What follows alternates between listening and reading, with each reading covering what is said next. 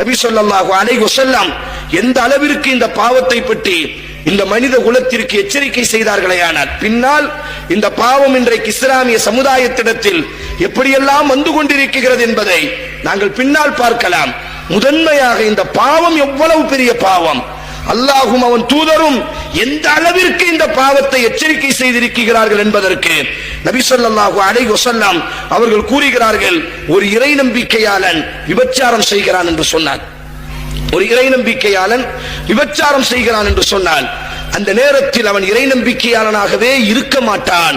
மற்ற எந்த பாவத்திற்கும் இந்த விபச்சாரம், திருட்டு என்ற இந்த ஒரு சில பாவத்திற்கு மட்டும் அல்லாஹ்வின் தூதர் சொன்ன வார்த்தை, ஒரு இறை நம்பிக்கையாளன் விபச்சாரம் செய்கிறான் என்று சொன்னால் அவனுடைய உள்ளத்திலே இறையச்சம் முழுமையாக நீங்கியதற்கு பிறகுதான் அவன் விபச்சாரம் செய்யக்கூடிய நேரத்திலே அவனிடத்திலிருந்து இறையச்சம் நீங்கி விடுகிறது.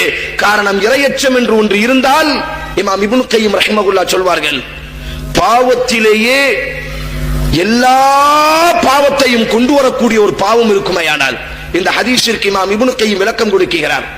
ஒரு பாவம் செய்து விட்டால் எல்லா பாவமும் அதற்கு பிறகு தொடர்ச்சியாக வந்து கொண்டே இருக்கும். அந்த பாவம் தான் அஸ்ஸினா.